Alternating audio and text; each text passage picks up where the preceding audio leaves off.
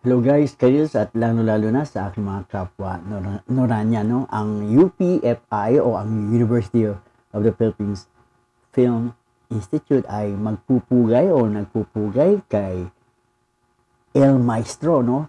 Kay Director Elwood Perez, at ang inilaan nila ang Pebrero para kay Direk Elwood Perez dahil siya ay tinatawag na El Maestro, no?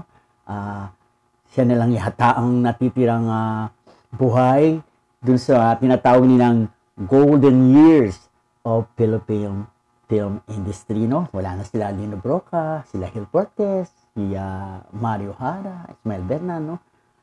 Yung halos mga kasabayan niya ito, no? Na wala na. Kaya nagpupugay ang UP para kay Direk Elwood Perez. Alam niyo po ba kung ano yung pelikulang pinagsamahan ni Ate Guy at ni Elwood Perez? Panoorin niyo po ito.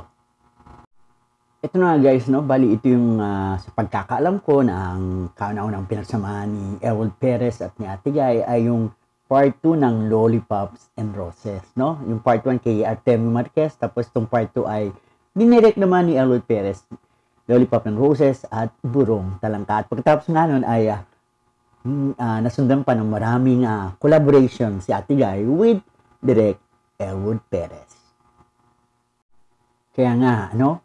Guys, no, bilang pagpupugay kay Director Elwood Perez at bali 5 pelikula po ni Ate Guy ay ang nakasama. At ang una po ay ang una pong ipapalabas ay ang Bilangin ang Bituin sa Langit. Ito po ay ipapalabas sa Sabado, February 3 ng 5 p.m. sa UP Film Center. At guys, ito po ay masusundan ng pelikulang Mahal Mo, Mahal Ko na ipapalabas naman po sa February 5, Monday, 2:30 p.m. sa UP Film Center din po. At tandaan nyo po, ito ay libre, no? Admission is free. Then guys, masusundan ito ng Till We Meet Again sa February 15, no? Thursday, Huwebes naman to at 2:30 p.m. Nasusundan naman ng I Can't Stop Loving You. The same day, no? February 15, no? February, Huwebes to, no? Ng alas 5 ng hapon ng 5 p.m. So, dalawang pelikula ni Ate Guy sa February 15, no? At admission is free sa UP Film Center.